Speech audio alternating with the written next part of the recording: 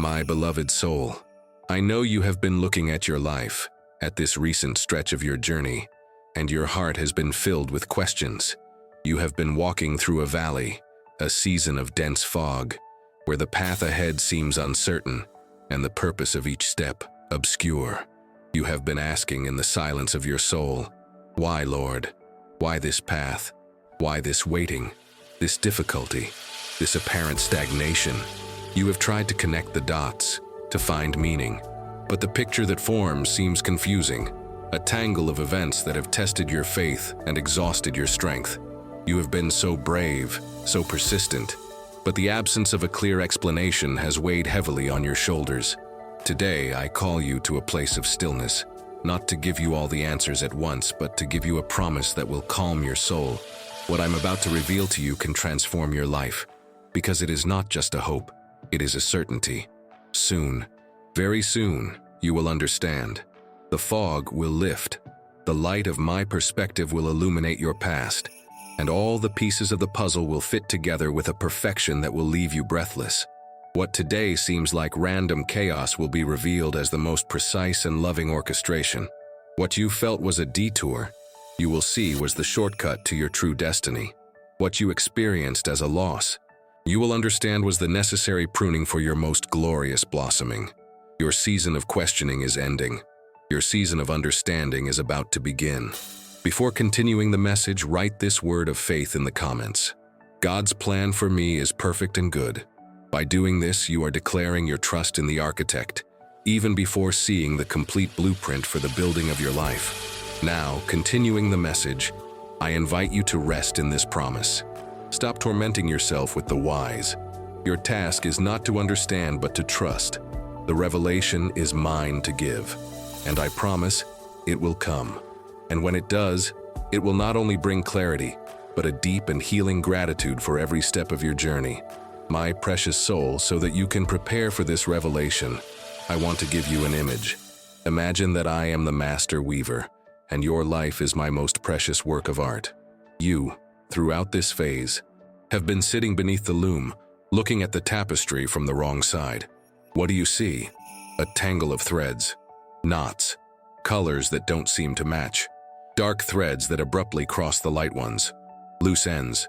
From your point of view, it is a mess. There is no design, no beauty, no sense. And you weep, wondering what kind of weaver would create such a chaotic work. But I, the weaver, am on the top side. And from here I see the complete picture. I see the glorious design that is being formed. I know that the dark thread, which troubled you so much, is the exact outline that will give depth and highlight to the main figure. I know that the knot, which seems like a mistake, is what is holding the most important parts of the work firmly together. I know that the apparent mix of colors will in the end create a harmony your eyes have never seen. What you called a difficult phase was my work on the most complex and beautiful details of your masterpiece. I needed to use the threads of trial to weave resilience into you. I needed to use the threads of waiting to create the pattern of patience. I needed to use the threads of loss to weave compassion into your soul. You have not been the victim of a random process. You have been the canvas for an intentional, loving, and meticulously planned work of art. Your pain has not been in vain. Your tears have not been ignored. Every one of your tears was used to give a special sheen to a silk thread. Now, before we continue this message, write in the comments, "I trust in the Lord." By doing this, you are declaring that you trust the weaver's vision, even if your current view is limited to the wrong side. It is your act of faith that allows me to continue weaving freely. If this message has touched your heart and you wish to support this mission, click Super Thanks and help spread words of light, encouragement, and inspiration to many lives. Continuing soon, I will lift you up. I will bring you to my side of the loom. And when you see what I have been weaving, your questions will not just be answered, they will be transformed into worship. My blessed soul, one of the main reasons I allowed this phase was for your inner formation. There was a greatness in your destiny that required a depth of character you did not yet possess. And character, my daughter, is not forged in ease, but in fire. I am the divine goldsmith, and you are my gold, so that you could shine with the purity and value I dreamed for you. I had to put you through the furnace. The heat of the trial was not meant to burn you, but to burn away the dross, the impurities that were mixed in with your gold. The fire consumed your pride, your self-sufficiency, your dependence on the approval of others. It burned away the fears that kept you from trusting me completely. It purified your motivations so that you would seek me not just for my blessings, but for myself. The process was intense, I know. You felt yourself melting, but what has emerged from this fire is a woman of priceless purity and worth. A woman whose faith is no longer a theory, but a substance tried and proven. Besides the fire, I used the vine dresser's shears. Your life was like a vine with many branches. Some produced fruit, others only leaves. And I, the gardener, had to prune you. I cut away the branches of relationships that drained you, habits that trapped you, dreams that were not aligned with my greater purpose. Every cut hurt. Every loss felt like a diminishment. But I was not taking from you. I was focusing you. I was channeling all your life sap to the branches that will produce the sweetest and most lasting fruit. I, your God, am sending you a special sign. The sign you have been waiting for is in this verse, John 15:2, which says, "Every branch in me that does not bear fruit, he cuts off, and every branch that does bear fruit, he prunes, so that it may bear even more fruit." This was your season of pruning, not because you were fruitless, but because I know you can bear so much more. Write in the comments, "I receive this message and I am blessed," and send love and protection to the person you love, declaring that God's process in their life is also for a greater fruit. If this message has touched your heart, show your support with a super thanks and help spread this message of light. Before continuing, if you're not yet subscribed to the channel, do it now. By subscribing, you will receive continuous nourishment for your new season of fruitfulness. Now, continuing the message, soon you will see the buds, and then the flowers, and then a harvest so abundant that you will understand that every cut, every moment of apparent barrenness was worth it. My beloved soul, besides the inner work, this phase also had a purpose of external positioning. While you felt you were standing still, I was actually moving you on the chessboard of your life with the strategy of a grandmaster. Your apparent stagnation was, in fact, my calibration. I was holding you in one place, waiting for other pieces of your puzzle to move into their correct positions. Your blessing did not depend on you alone. It was linked to the timing of other people, the preparation of other hearts, the opening of doors that were not yet ready. If I had moved you ahead of time, you would have arrived at an incomplete scene. Your delay was my perfect timing. I closed doors in your face, doors that seemed perfect, that you wanted so much. And you cried, thinking it was rejection, but it was not.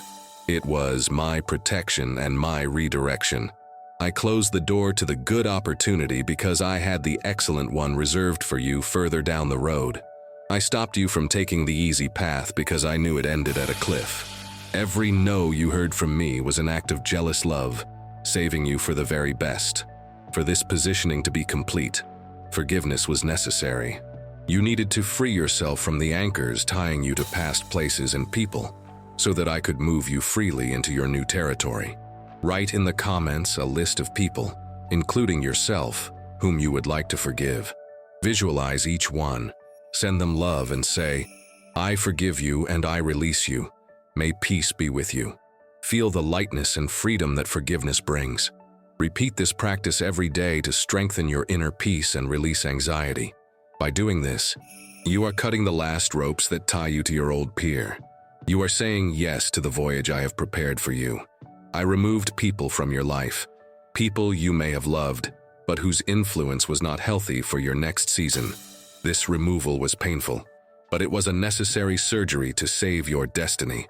I was cleaning your circle, making space for new divine connections, for the people who will be your allies and your encouragers in your new chapter.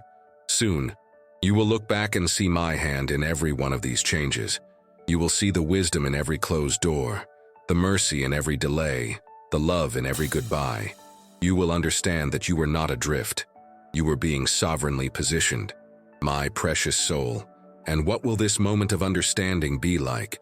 How will you finally understand the reason for all of this? It will not be like a lightning bolt on a sunny day. It will be more like the dawn, gradual, and then, suddenly, everything will be clear. There will be a day soon when you will be living your new reality. Your peace will be deep, your joy genuine, your purpose clear, and in a quiet moment, perhaps looking out the window with a cup of tea in your hand, the pieces will connect in your mind. The click will happen. You will look back at the phase that now troubles you, and a smile will form on your lips, accompanied by a tear of pure gratitude, and you will whisper, "Ah, so that's what it was for." In that moment, your past pain will no longer be a wound. It will be a scar of glory. Your struggle will no longer be a bitter memory. It will be the testimony of your strength and my faithfulness.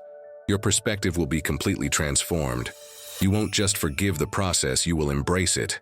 You will be thankful for it, because you will see with crystal clarity that the woman you have become, this strong, wise, compassionate, and peaceful woman, could not have been born in any other way. You will understand that the beauty of your present is a direct result of the depth of your past trial, and your gratitude will be your final healing. It will wash away the last remnants of "why me?"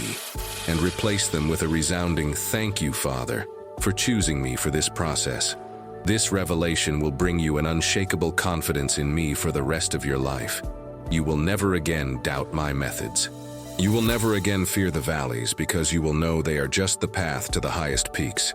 Your faith, which was tested, will become an experiential knowledge. You will not just believe I am good. You will know, in every fiber of your being, that I am good, because you will have seen my goodness transform your greatest pain into your greatest glory. And this certainty is the greatest treasure a child of mine can possess. My blessed soul, the understanding that is coming is not just for your peace of mind. It has a purpose that overflows from you to the world. Your story, once understood and redeemed, will become your most powerful ministry. You will no longer be just a survivor. You will become a guide. I will send you to others who are today in the middle of the valley you have just crossed. They are asking the same questions you asked. They are feeling the same confusion you felt. And they need someone who has been there. Your experience has given you an authority that no diploma can confer. When you speak of hope, it will not be a theory. It will be a testimony. When you speak of my faithfulness in the silence, it will not be a cliché. It will be your biography. Your scars are not to be hidden in shame. They will be your maps, which you will use to show others the way out of the darkness. You will become a midwife of hope. You will help others give birth to their own miracles, encouraging them when they are tired, reminding them of the promise when they are about to give up. Your compassion, forged in your own pain, will be the balm that heals their wounds. Share this video with 2 dear people who need this message of hope and faith. Let's build a chain of love and mutual support together. Leave a comment with a prayer of faith and hope. A simple "Lord, may our story be a source of healing and hope for others," activates this redemptive purpose in your life. What the enemy intended to use to isolate and destroy you, your phase of difficulty, I am transforming into your greatest tool for connection and healing. Your greatest trial is being converted into your greatest promotion. You are not just being saved from your situation. You are being commissioned because of it. And the joy you will find in seeing your pain used to set others free will perhaps be the sweetest part of your own redemption.